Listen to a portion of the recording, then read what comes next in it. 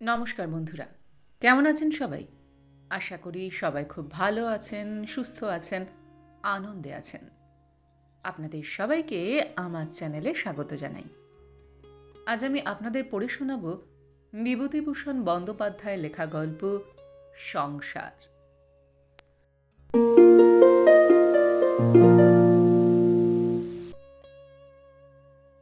উপেন ভট্টাচার্যের পুত্রবধূ বেশ সুন্দরী। একটিমাত্র ছোট ছেলে নিয়ে অত বড় পুরনো সেকেলে ভাঙা বাড়ির মধ্যে একাই থাকে। স্বামীর পরিচয়ে বউটি এ গ্রামে পরিচিতা নয়। অমুকের পুত্রবধূ এই তার একমাত্র পরিচয়।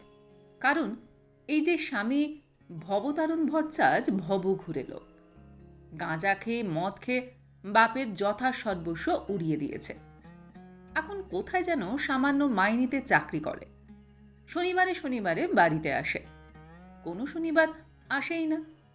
শ্বশুর উপেন ভট্টাচার্য গ্রামের জমিদার মজুমদারদের ঠাকুর বাড়িতে নিত্য পুজো করেন, সেখানেই থাকেন, সেখানেই খান। বাড়ি বড় একটা আসেন না তিনিও। ভালো খেতে পান বলে ঠাকুর বাড়িতেই পড়ে থাকেন।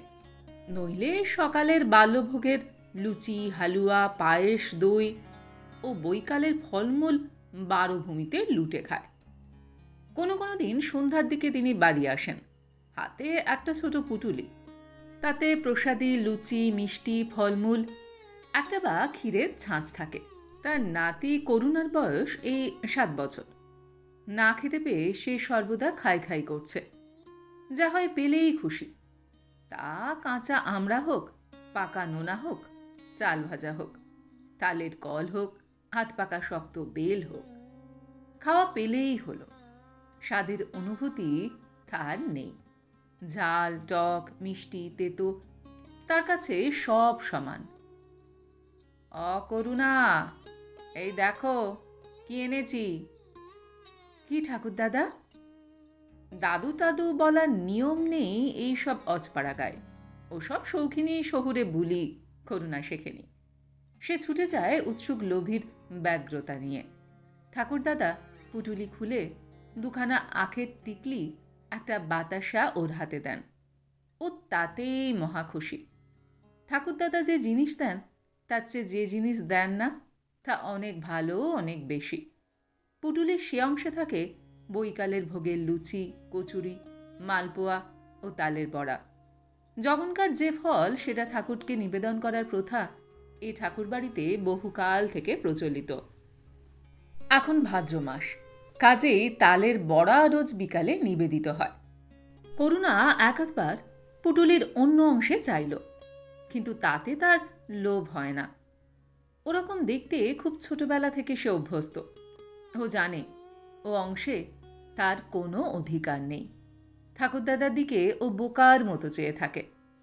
উপেন ভট্টাচার্য গলার কাশির আওয়াজ করে পুত্রবধূকে তার আগমন বার্তা ঘোষণা করতে করতে বাড়িতে ঢোকেন এবং শটান দোতলায় নিজের ঘরটিতে চলে যান। রোজ তার ঘরটিতে নিজে চাবি দিয়ে বেরিয়ে যান এবং এসে আবার খোলেন। পুত্রবধূকে বিশ্বাস করার পাত্র নন তিনি। কোনো মেয়ে মানুষকেই বিশ্বাস নেই। বৌমা, বৌমা, ওপরে এসো। কে? বাবা? একবার ওপরে এসো। পুত্রবধূ ওপরে গিয়ে দেখে শ্বশুর পুটুলি খুলে কী সব খাবার জিনিস ত্রস্তভাবে হাঁড়ির মধ্যে পড়ছেন। পুত্রবধূকে দেখে তাড়াতাড়ি তিনি হাঁড়িটার দিকে পিছন ফিরে বসে বললেন, বৌমা, ইয়ে করো তো, আমার ঘরে একটা আলো জ্বেলে দিয়ে যাও। আপনি রাতে কি খাবেন? ভাত রাঁধবো?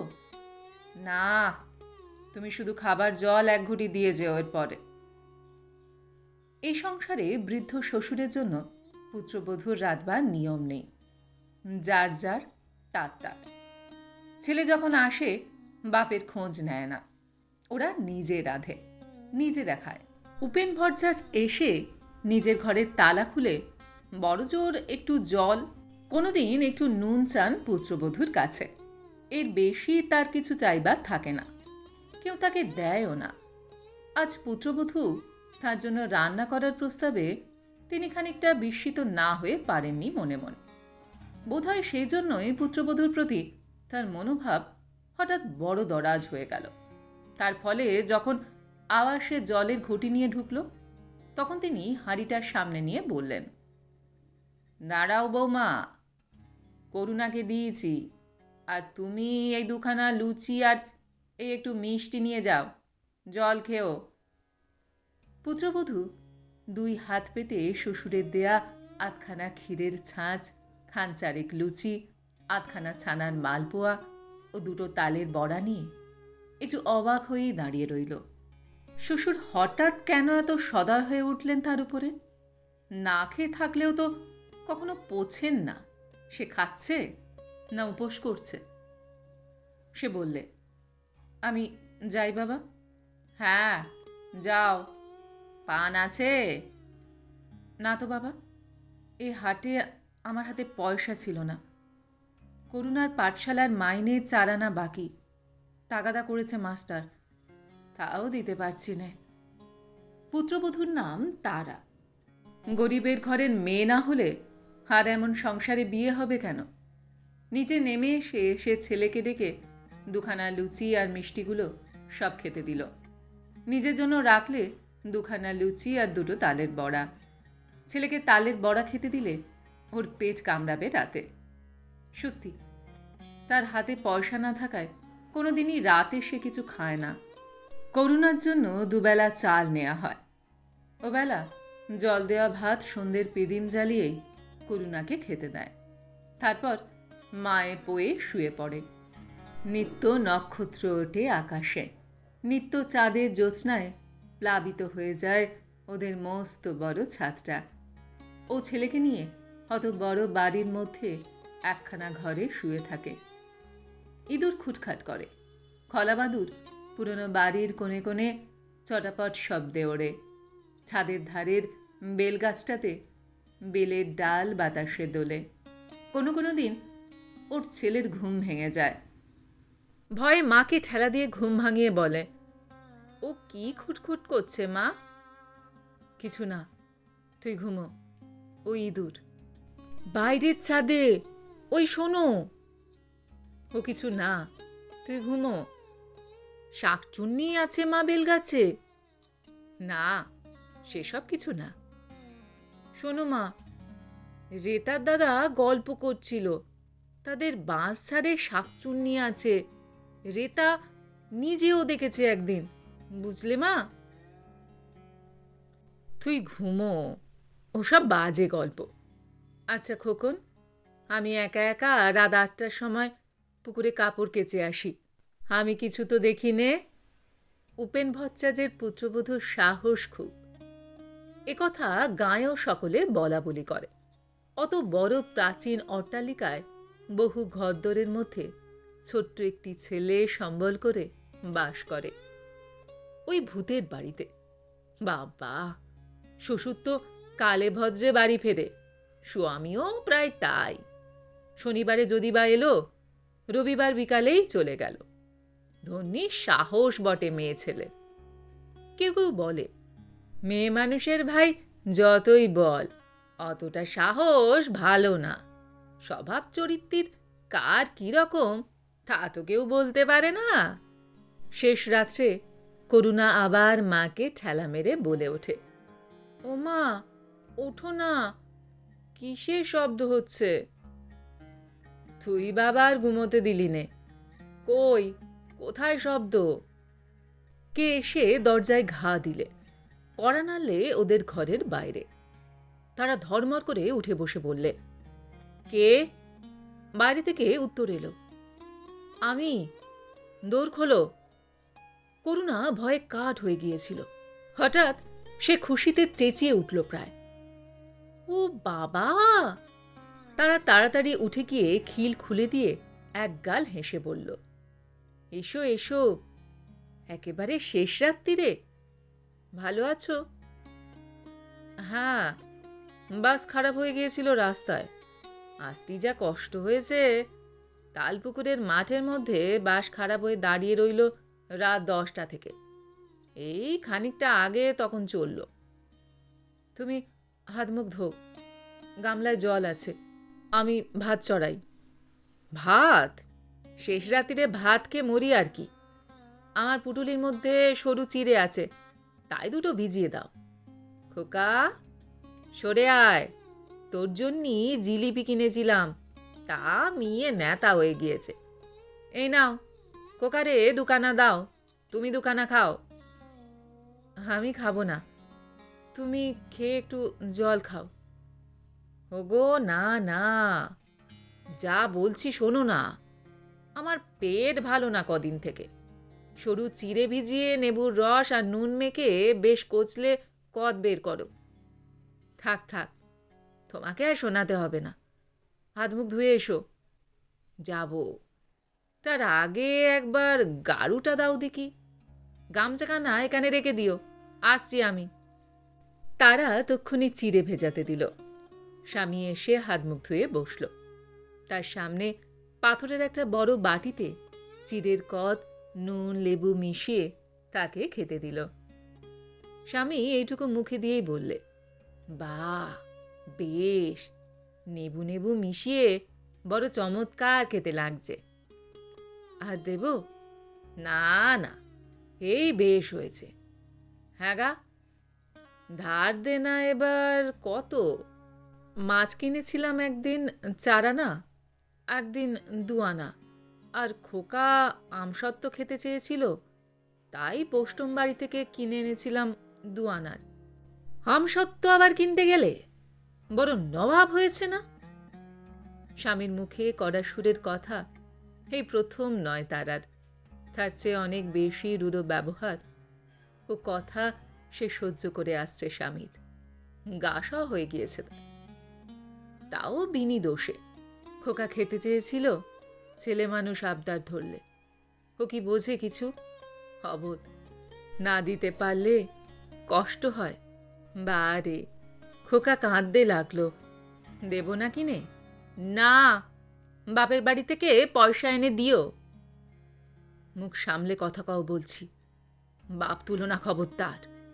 ওরে বাপ রে, দেখো ভয়তে ইঁদুরের গর্তে না ঢুকি।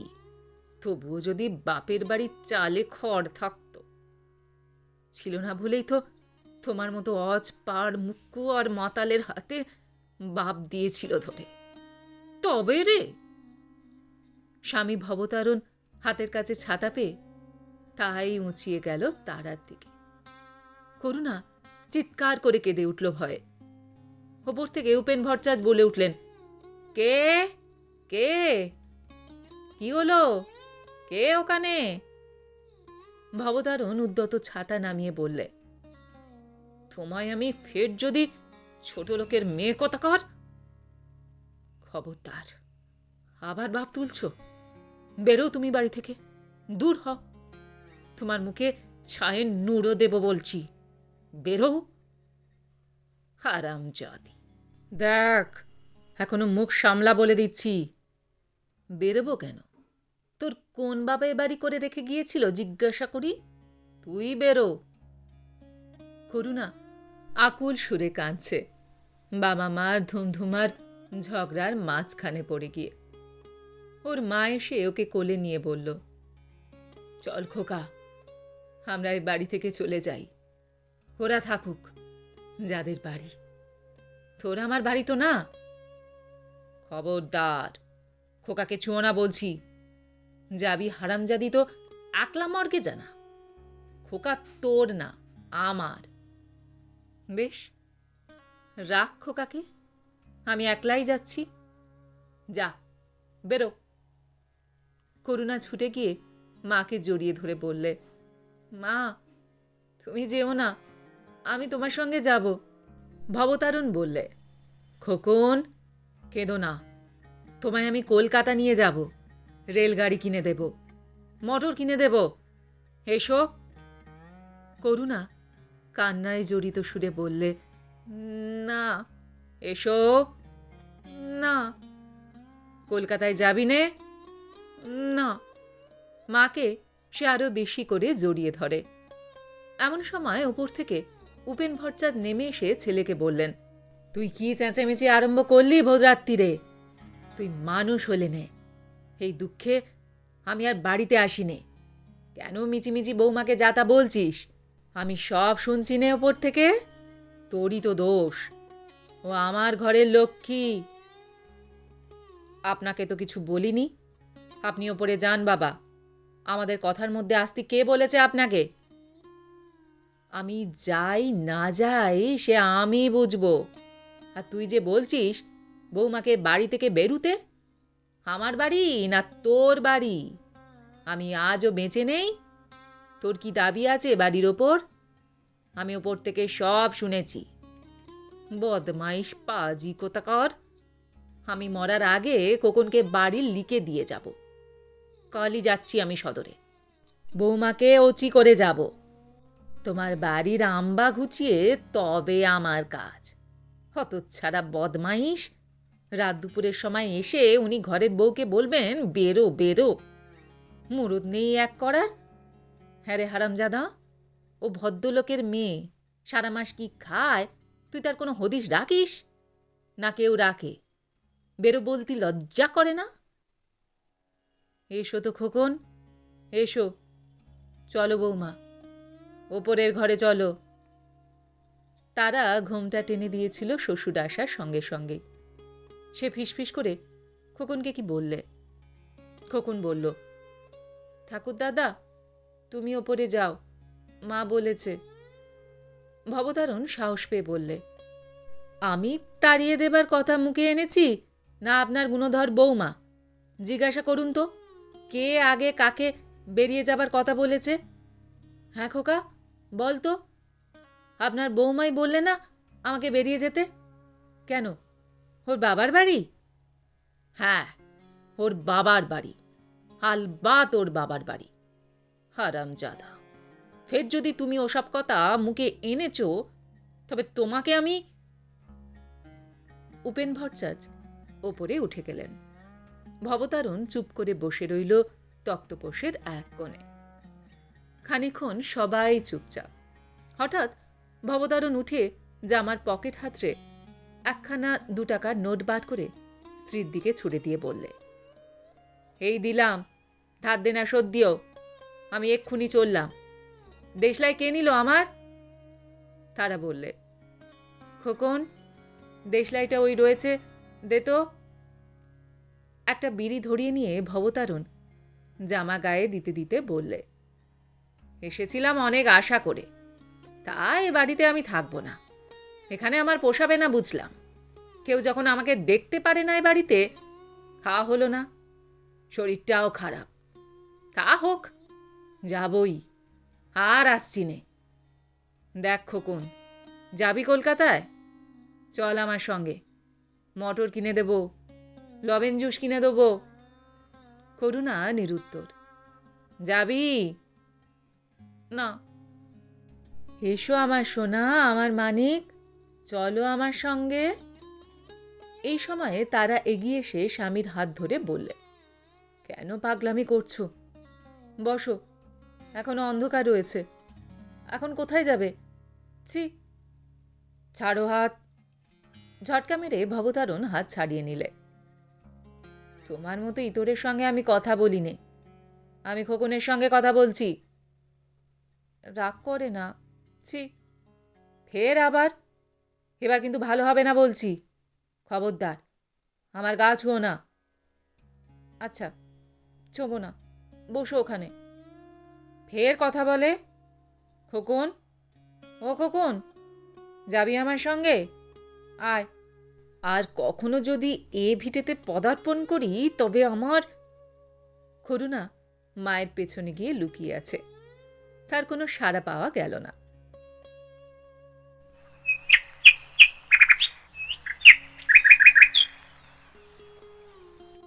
সকালবেলা বেশ রোদ উঠেছে। তারা স্বামীকে 2খানা পেঁপের টুকরো হাতে দিয়ে বললে, খাও, পেট ঠান্ডা হবে। ভবতারণ এই ঘুমিয়ে উঠেছে, চোখ ভারী ভারী। পেঁপের রেকাবি হাতে নিয়ে বললে, উনি কোথায়? ওপরে। যাবেন না? তা কি জানি। খাবেন? উনি কবে খান? কাল সন্ধ্যের সময় এলেন, বললাম ভাত রেঁধে দিই, উনি বললেন না। পেঁপে আর আছে, দিয়ে এসো না ওপরে। সে তুমি বললে তবে দেব, সে দিয়ে এসেছি, তখন তুমি ঘুমিয়ে। দিও, বুড়ো মানুষ, সে তোমাকে শেখাতে হবে না। খোকন, খোকন, শোন। ও খেয়েছে, ওকে ডাকছো কেন? তুমি খেয়ে ফেলো, তোমার পেট ঠান্ডা হবে পেঁপে খেলে। এখন কেমন মনে হচ্ছে? এখনো গোলযোগ যায়নি, ভাতে জল দিয়ে নেবু দিয়ে তাই খাবো। তেল দাও, নিয়ে আসি। করুণা বাপের কাছে এসে বললে। কি বাবা? এনে খা। তারা বললে, আহা, কেন আবার? তুমি খাও। এই সময় উপেন ভট্টাচ খড়ম পায়ে দিয়ে ওপর থেকে নেমে এলেন। ঘরে উঁকি দিয়ে বললেন, কে? ভবতারণ? ভালো পেঁপে, খা। ইয়ে, বৌমা, আমি আসি, ওখানেই খাবো। ভবতারণ আজ আছিস তো? ভবতারণ দাঁড়িয়ে উঠে বললেন, না বাবা, ওবেলা চলে যাব। আপনি আসবেন না ওবেলা? আচ্ছা, তুই যাবার আগে আমি ফিরে আসব। আমি... এই সময় তারা ফিসফিস স্বরে কি বললে স্বামীকে। ভবতারণ ডেকে বললে, বাবা। কি? এবেলা এখানে দুটো খাবেন, আপনার বৌমা বলেছে। কই মাছ আনতে যাচ্ছি, রাঁধলে একসঙ্গে বসে অনেক দিন খাইনি, কেমন? উপেন ভট্টাচ সম্মতি জ্ঞাপন করে রোয়াক থেকে উঠোনে পা দিলেন। কি ভেবে এসে আবার বসলেন রোয়াকে। পুত্রবধূ বললে, তামাক সেজে দেব? দাও দেখি। ছেলে ভবতারণ নিজেই তামাক সেজে নিয়ে এলো। বৃদ্ধ উপেন ভট্টাচ চোখ বুজে হুঁকোয় টান দিতে দিতে চিন্তা করতে লাগলেন। এমন সকালবেলা কত কাল আসেনি তার জীবনে। স্ত্রী মারা গিয়েছে আজ বোধহয় 20 বছর। ভবতারণ তখন 11 বছরের বালক। তারপর থেকেই ছন্নছাড়া সংসার জীবন চলছে। আটসাট নেই কোনো বিষয়ে কারোর। তার উপরে দারিদ্র তো আছেই। হাতে পয়সা ছিল না বলেই ভবতারণকে লেখাপড়া শেখাতে পারেননি। লেখাপড়া শেখালে অত খারাপ হতো না সে। অবহেলিত পুত্রের প্রতি উপেন ভট্টাচার্যের মায়া হল। কাল অত বকুনি দেওয়াটা উচিত হয়নি। ভবতারণ বাড়ি ফিরে এলো 8টার সময়। স্ত্রীকে বললে, দেখো কারে বলে যশুরে কই, 8 পোয়ার নমনেই, ওপরে 1 পোয়া 5-6 টাক। বাবাকে দেখাও। পুত্রবধূ বললে, এই দেখুন। বাহ বাহ, কত করে সের নিলে? 3.5 টাকা। তা হবে, যুদ্ধের সময় ছিল ভালো, এ দিন দিন যা হয়ে উঠল। অনেকদিন পরে পুত্র ও পুত্রবধূর সেবা যত্ন জুটল উপেন ভট্টাচার্যের ভাগ্যে। এমন একসঙ্গে খাওয়া দাওয়া কত কাল হয়নি। তিনি পড়ে থাকেন মজুমদারের ঠাকুর বাড়িতে, পেটের দায়ী তো। ছেলে উপযুক্ত হয়নি, নিজেরই ছেলেটাকে সে খেতে দিতে পারে না। ওদের ভার লাঘব করার জন্যই তিনি পরের বাড়ি খান। খাওয়া দাওয়ার পর উপেন ভট্টাচ দিবানিদ্রা দেবার জন্য উপরের ঘরে চলে গেলেন। পুত্রবধূ তামাক সেজে দিয়ে গেল। আহ, কি আরাম! সব আছে তার, অথচ নেই কিছুই। আজ দিনটা একটা চমৎকার দিন। এমন দিন আবার কবে আসবে? 12 মেশে সজনে গাছে ফুল ফুটেছে, ডালপালা নাড়ছে বর্ষার সজল বাতাসে। ঘুমিয়ে পড়লেন উপেন ভট্টাচ। উপেন ভট্টাচার্যের পুত্রবধূও আপন মনে আজ খুব খুশি। ছন্নছাড়া ভাঙা বৃহৎ বাড়ি আজ যেন কার পাদস্পর্শে লক্ষ্মীর সংসারে পরিণত হয়েছে। দোতলায় শ্বশুরকে তামাক সেজে দিতে যাওয়ার সময় এই কথাই তার মনে হচ্ছিল। তার আছে সবাই, শ্বশুর, স্বামী, পুত্র, যা চায় মেয়েরা, এত বড় বাড়ি, জাজল্যমান, সংসার যাকে বলে। ওদের সকলের পাতে পাতে ভাত মাছ দিয়ে আজ কত সুখ পেয়েছে সে। ওদের খাইয়ে সুখ। ভাবতে ভাবতে সেও ঘুমিয়ে পড়ল। ভবতারণ অন্যদিন খেয়ে দিয়ে আড্ডা দিতে বেরোয় রায়পাড়ার হরু রায়ের নাতি অমূল্য রায়ের ওখানে। স্থলপথে যাত্রী দুজনেই। দুপুরের পর ভরা পেটে মৌতাজ জমে ভালো। আজ কিন্তু সে বাইরে গেল না। স্ত্রীকে ঘুমোতে দেখে সে মনে মনে ক্রুদ্ধ হল। কেন? দুটো গল্প করতে কি হয়েছে? তারাকে কি সে রোজ রোজ পায়? কত কষ্টে থাকে এই বাড়িতে একা। সে নিজে অক্ষম স্বামী, কিছু করার পথ নেই তার সামনে। সে ভালো হবে ভাবে, ভেবেছে কতবার, কিন্তু তা হবার জো নেই। সে জানে কেন। সঙ্গ বড় খারাপ জিনিস। সে সব বন্ধুদের সঙ্গ তাকে এইখানে নামিয়েছে। জলপথ ও স্থলপথ কোনো পথই বাকি রাখেনি সে। আজকের সংকল্প কাল উবে যাবে কর্পূরের মতো। তবুও আজকের দিনটি একটা সুন্দর জাঁকালো শান্ত দিন হয়ে থাক তার জীবনে। তারাকে ঘুম থেকে উঠিয়ে বললে, চা আছে ঘরে? চা করো, বাবাকে দিয়ে এসো, আমিও একটু খাই। না, চা খায় না, নেবু আর নুন দিয়ে চিড়ের কদ করে দিই। স্ত্রী সত্যি তাকে যত্ন করার চেষ্টা করে। তার অদৃষ্টে নেই। কার কি দোষ? তারা সত্যি ভালো মেয়ে বড্ড। এদিকে দিবানিদ্রা ভেঙে উপেন ভট্টাচার্য সবে উঠেছেন।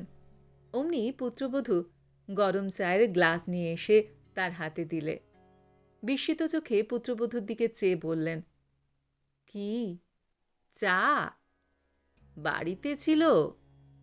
ছিল। বেশ বেশ।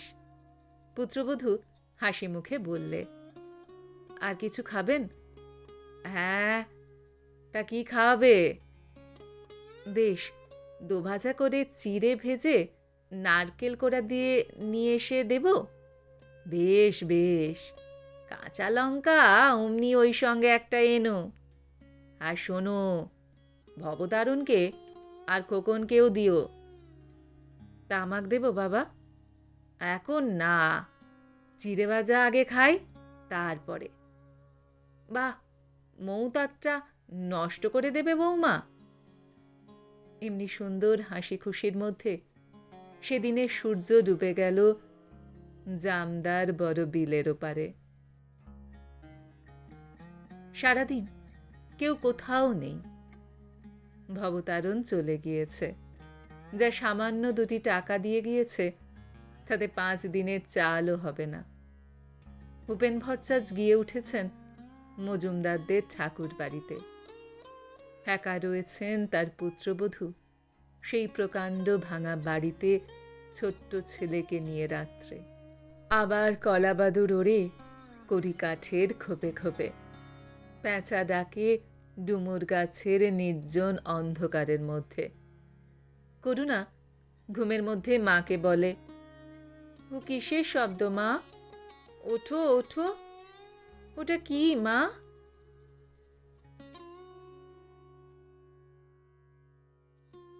গল্পটি এইখানে সমাপ্ত হলো। আপনারা এতক্ষণ শুনছিলেন বিভূতিভূষণ বন্দ্যোপাধ্যায় লেখা গল্প সংসার। গল্পটি আপনাদের কেমন লাগলো বা আমার গল্পপাঠ আপনাদের কেমন লাগলো কমেন্ট সেকশনে অবশ্যই লিখে জানান। যদি আমার গল্পপাঠ আপনাদের ভালো লেগে থাকে তাহলে আশা করব লাইক শেয়ার অবশ্যই করবেন। আর এই ধরনের সুন্দর সুন্দর কাহিনী আরও শুনবার জন্য আমার চ্যানেলটিকে সাবস্ক্রাইব করতে ভুলবেন না কিন্তু। তবে আজ এই পর্যন্ত। আমি খুব তাড়াতাড়ি আবারও অন্য কোনো কাহিনী নিয়ে আপনাদের কাছে চলে আসছি। সবাই খুব ভালো থাকবেন, সুস্থ থাকবেন, আনন্দে থাকবেন। নমস্কার।